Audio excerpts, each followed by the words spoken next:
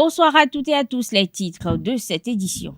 Décédé le 6 février dernier, le révérend Nicodème Alagbada a été conduit à sa dernière demeure le week-end écoulé. Retour dans cette édition sur les faits marquant la cérémonie. La mise sur pied du nouveau conseil des ressortissants camerounais au Bénin aura lieu le 12 mars prochain. Dans ce cadre, le premier questeur, Sa Majesté Frédéric Mouga, lance un appel à ses compatriotes.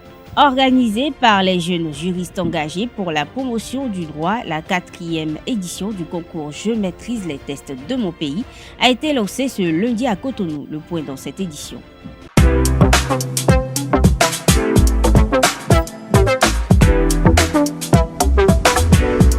Moi, je suis à ESAE et toi? Moi, je suis en administration des finances à ESAE. Moi, je suis en diplomatie et relations internationales à ESAE. Moi, je suis en journalisme à ESAE. Émission ici, c'est ESAE. Moi, je suis en communication marketing à ESAE. Moi, je suis en droit à ESAE.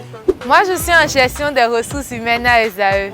Moi, je suis en gestion des marchés publics à ESAE.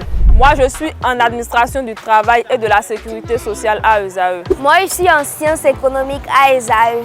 Moi, je suis en banque finance à ESAE. Moi, je suis en administration générale à ESAE.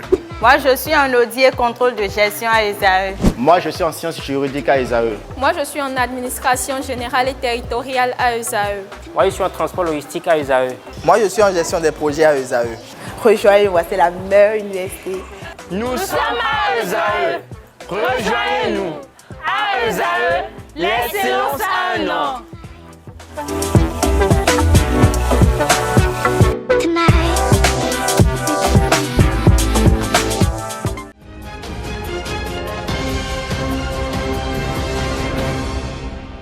Bienvenue à nouveau. Décédé le 6 février dernier au Cameroun, feu révérend professeur Nicodème Ibieilade Alagbada a été inhumé ce week-end dans son village natal à Takon.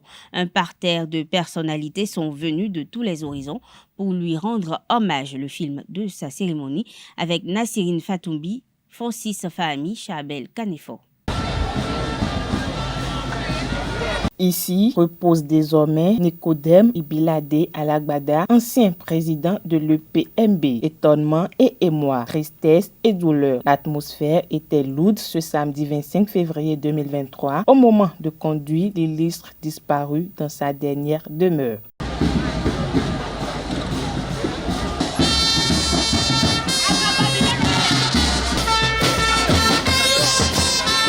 Une messe a été dite selon les rites de l'église protestante méthodiste sur la dépouille de l'illustre disparu. Nous vivons pour le Seigneur. Et si nous mourons pour le Seigneur.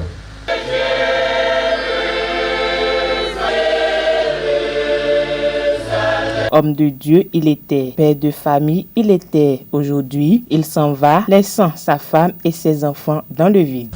Dimanche le 5 février 2023, nous avions été informés de ton léger malaise dans la matinée.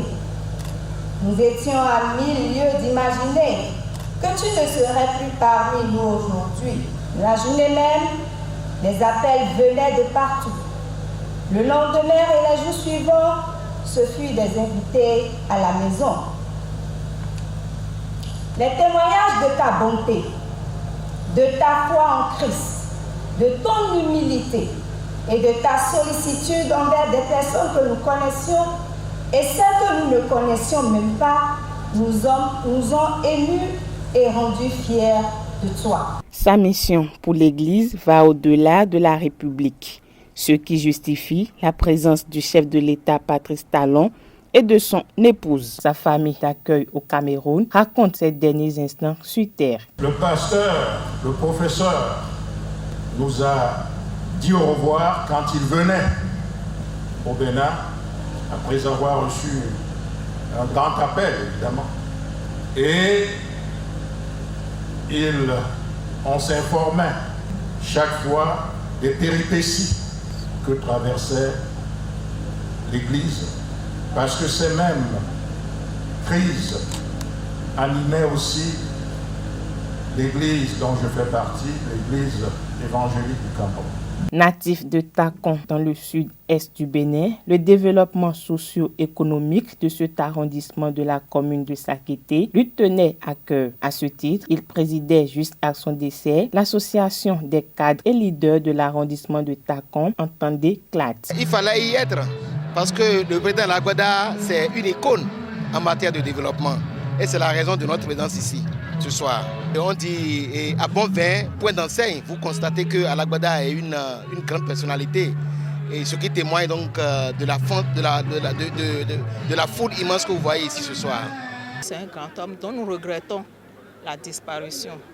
Il a laissé un très grand vide au niveau non seulement de CLAT, de l'arrondissement de Takon, au niveau de toute la nation entière et au niveau du monde entier. Deux veillées sont organisées simultanément au domicile du défunt à Semekpodi et à Takon, son village natal, pour implorer la miséricorde et la bénédiction sur son âme. Les ressortissants camerounais résidant au Bénin vont renouveler le 12 mars prochain leur conseil. Le collège électoral s'attelle depuis sa nomination le 19 février dernier au bon déroulement du processus.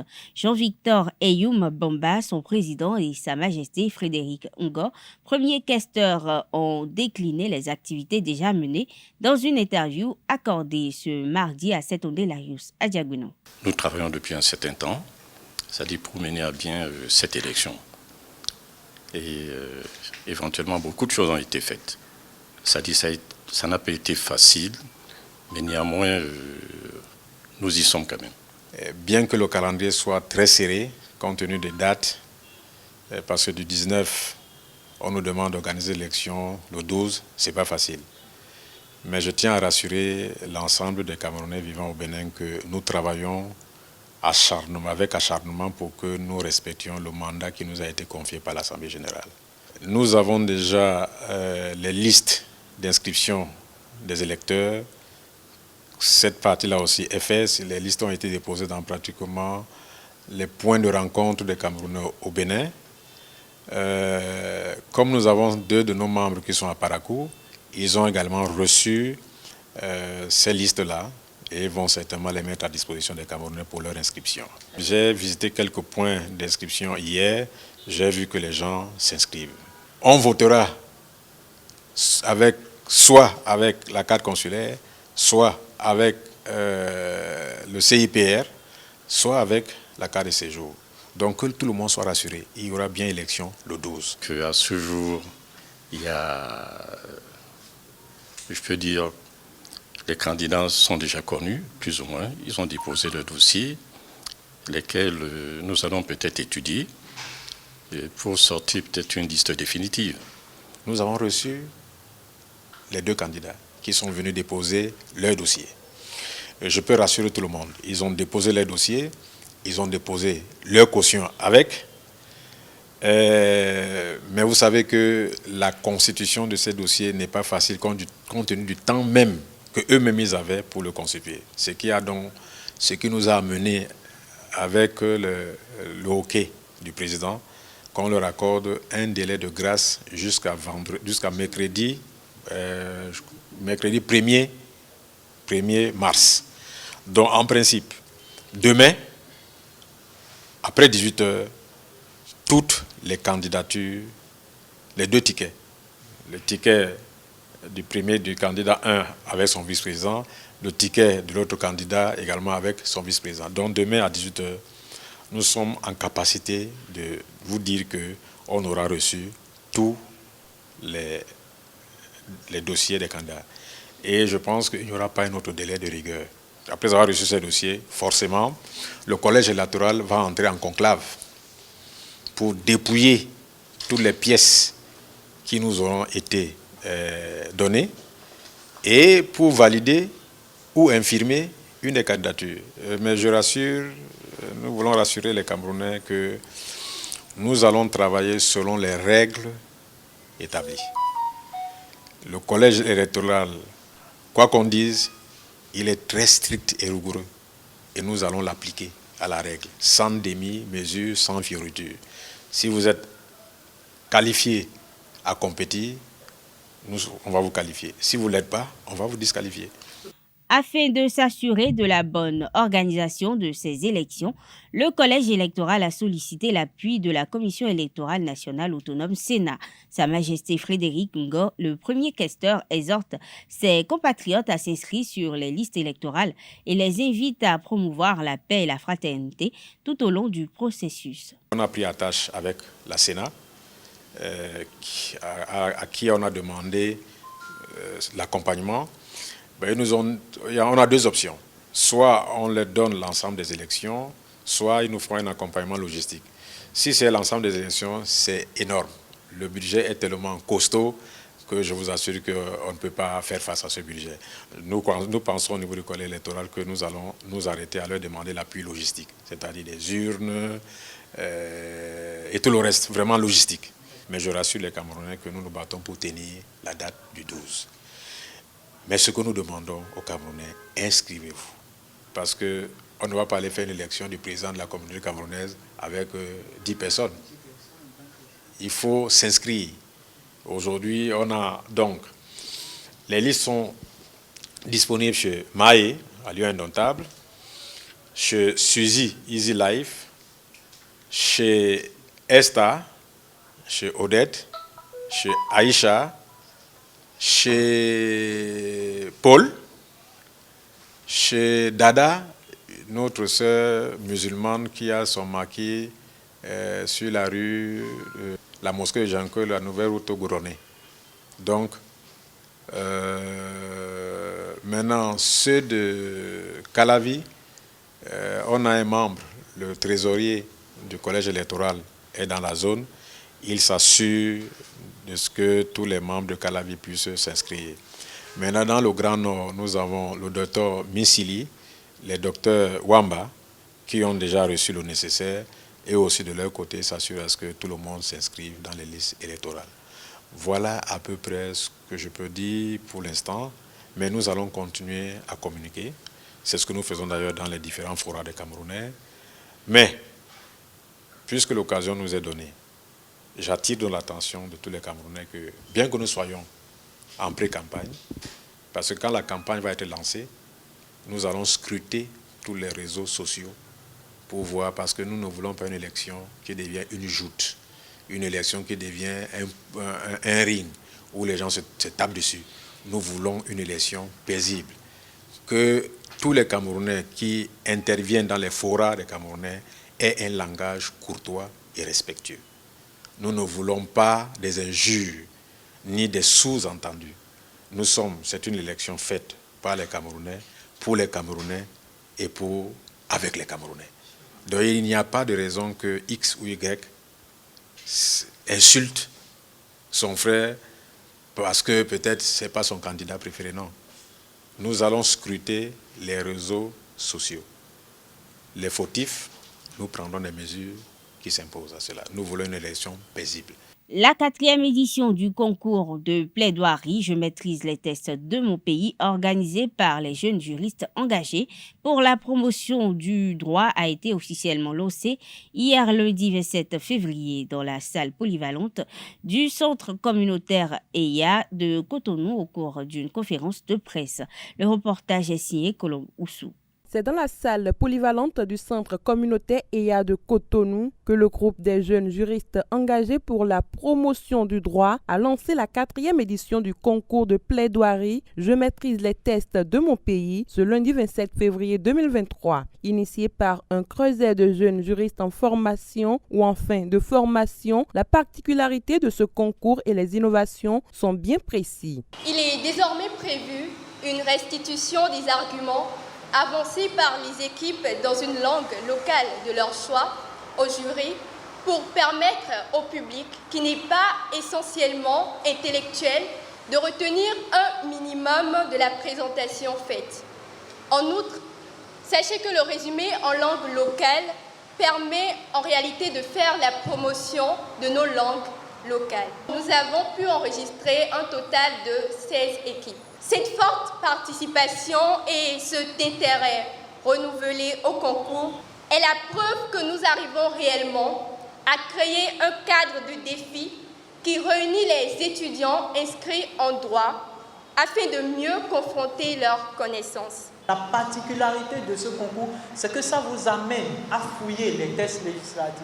Vous avez des concours de plaidoirie, mais vous n'avez pas des concours de plaidoirie qui se fondent sur des tests législatifs en vigueur et mieux sur l'actualité juridique. Des témoignages indiquent que des performances sont attendues au terme de cette compétition. Grâce à ce concours, moi j'ai connu beaucoup de choses. Franchement, les tests en vigueur, les lois, les nouvelles lois votées dans le pays, je voudrais vous dire de prendre le travail au sérieux. Ce n'est pas facile, mais vous pouvez le faire. Nous, on a gagné, on n'a pas plusieurs têtes, vous pouvez aussi gagner ce concours. Mettez-vous au sérieux, travaillez dur et vous verrez que ça portera ses fruits. 2 représentants du cabinet Cicéron, équipe championne de la 2e édition, ont participé au concours de procès simulé des droits de l'homme en Afrique du Sud. Cette expérience inédite a permis à ces 2 étudiants de se familiariser avec les cas pratiques en droit hors des frontières de leur pays. Meda Consénon, membre du jury de l'édition précédente, invite les participants à plus de sérieux et à prendre un travail scientifique de qualité. Je vous invite à prendre ce qui se fait au sérieux. C'est vraiment un concours, ce n'est pas de l'amusement. Parce que dans les notations, moi particulièrement, je ne fais pas de complaisance. Ce n'est pas de l'amusement.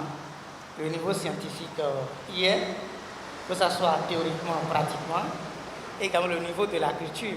Pour réussir à ce concours, il faudrait faire appel à d'autres facultés intellectuelles que vous avez en dehors de votre culture juridique. Le concours de plaidoirie « Je maîtrise les tests de mon pays » est le seul concours axé sur les tests législatifs et l'actualité juridique au Bénin. Au terme du concours, le meilleur débatteur, le meilleur mémoire et l'équipe championne seront primés. Le challenge démarre le 25 mars prochain et connaîtra son épilogue le 20 mai 2023 qui sera marqué par la grande finale. 2 ouvriers employés sur le chantier de construction du barrage de Ouénan, un village de l'arrondissement de Sonsoro, dans la commune de Kandi, ont disparu dans l'après-midi du lundi 27 février. Ils auraient été emportés par les eaux. Les victimes, d'après des sources, auraient été emportées par les eaux du barrage. Informés du drame, la police républicaine et les autorités locales se sont déplacées sur les lieux. Aux dernières nouvelles, un corps a été repêché. Les recherches se poursuivent pour retrouver l'autre victime. Les hors-la-loi ont enlevé plusieurs compteurs d'eau de la Société nationale des eaux du Bénin-Soneb à Dogoudo et dans plusieurs autres quartiers de la commune d'Alada, département de l'Atlantique. C'est un instructeur à la retraite résidant au quartier Dogoudo dans la commune d'Alada qui a constaté la coupure d'eau dans la soirée du 27 février alors qu'il se trouvait sous la douche. Lorsqu'il est allé vérifier le compteur installé hors de la concession, il a constaté que tous les compteurs d'eau de la Soneb ont été volés. L'instituteur s'est rendu à l'agence de Soneb le lendemain, selon les confidences du chef d'agence à Prosper à Auvillon, l'instituteur à la retraite. Plusieurs autres personnes étaient déjà venues se plaindre pour la même cause. La menstruation est un phénomène physiologique caractérisé par un écoulement sanguin périodique appelé règle, dû à l'élimination de la muqueuse utérine se produisant chez la femme lorsqu'il n'y a pas eu fécondation de la puberté à la ménopause. Selon les obédiences religieuses, ce phénomène a des interprétations spirituelles différentes. Pour le père Hubert Kedouide, curé de la paroisse Bon Pasteur de Cotonou, l'interprétation des menstruations est celle d'un phénomène purement scientifique. Dans l'élément à suivre, il s'explique au micro de Francis Farami. L'homme a été créé, la femme a été créée, tous 2 créatures de Dieu, et les organes qui composent l'homme sont de sorte que la femme conçoit et l'homme aussi conçoit. Cependant, c'est vrai que la plupart de nos religions, depuis les ancêtres, depuis l'Ancien Testament, estimaient, n'est-ce pas, que le sang je sais pas, coagulé ou bien sais pas quel nom je vais donner à ça, étaient des périodes où la femme doit être exemptée de se rapprocher de la scène liturgique. Donc, on permettait aux femmes de ne pas, durant cette période-là, qui est une période, quelque sorte de restauration de leur corps, que cette période qui se prive de s'approcher du sacré. Je pense que c'est d'abord une affaire qui est essentiellement hygiénique, je pense, si on réfléchit bien à comment on appelle ça, à ce comportement. Si on réfléchit bien à ce comportement de nos anciens, c'est plus une affaire hygiénique qu'une affaire du sacré. Les interprétations que les anciens avaient étaient dues à leur niveau de compréhension, mais depuis lors, les choses ont évolué et l'homme continue de comprendre au mieux la morphologie de la femme et de l'accueillir telle qu'elle est dans la plénitude de son corps. Les Guépards juniors du Bénin ont affronté les Scorpions juniors de la Gambie hier lundi. Ce match, comptant pour la dernière de la phase de groupe de la Coupe d'Afrique des Nations U20, s'est soldé sur le score de 1-0 en faveur de la Gambie. Avec un bilan de 2 matchs nuls et une défaite, le Bénin réussit à se qualifier en quart de finale en meilleur 3e. Quelques citoyens commentent cette qualification au micro de Anaël Dohou, Edouard Aïkbe et Manuela Domingos.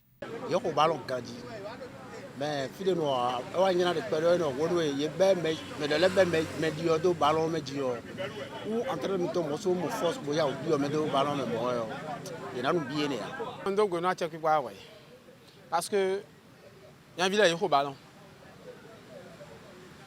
Mais l'emblème est là. Il y a au ballon, mais manque d'expérience peut vider redoué. Manque d'expérience peut vider et ouais redoué il fini. Pépé d'autant nous cas de finale bon, nous voyons bon. Mais là quoi nous y quoi. We go par chance et ouais là ton.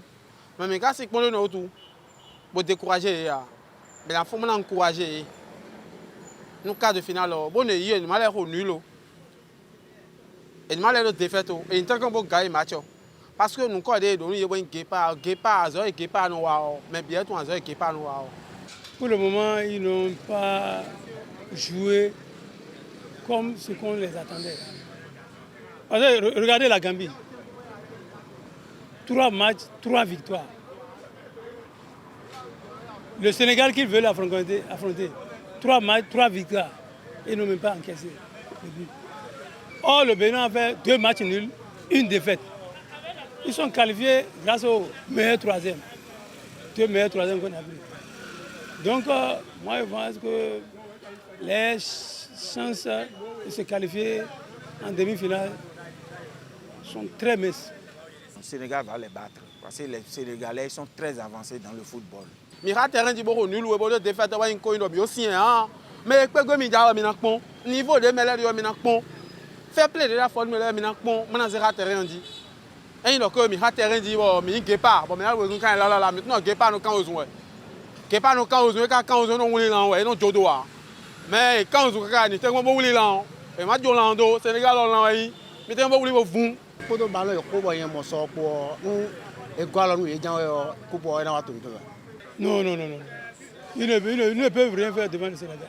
Les Sénégalais, ils ont battu l'Égypte 4-0. Hein. Ils ont sorti le pays autre. Face aux écureuils. Si les Guépards ont gagné les Lionceaux du Sénégal, ça serait un grand espoir. Ça veut dire que c'est eux qui vont prendre la coupe. Si par miracle ils arrivent à les gagner. Non, mais moi je ne crois pas. Mais si on va passer le Sénégal autour de la rue, le football. Mais comprenez là, l'expérience du Sénégal dans le football, mais bien qu'on doit. Mais au niveau est on. Mais emblème est là. Où ils ont dormi donc que petit l'annulaire va redoubler d'efforts. Et maintenant que on tombe cas de finale, bon le pagaille d'idée, mais on le bleu waï. Mais mon mais on le Maroc, tu jamais vu pour le stade à Ronaldo. Fait des comptes dans le Sénégal, on t'a Sénégal c'est misé wana. Mais le poké il y a grand lota, il y a Sadio Mané. Bon battre record dans les buts. Donc nous rami wa yo ni malé rami o pépé Sénégal les imi de local, mais manu bon lo Sénégal les imi de local. Devo rodé dans le Sénégal di on do da yon to fio mo jeng bo Sénégal ko mi ko akwe. Au Sénégal wa do mi de tonton ballon ko me ka di o fini ko de mi bon o jojo donc titon et ni di pon ko bo zeblo titon na bo tekon bo supporter ko vile bon RN ma so le wa ko mi o e je ko ni do bo do double ni un comme titon le ballon ko. Mesdames, Messieurs, nous sommes à la fin de cette édition. Merci de votre attention. Bonne soirée à toutes et à tous.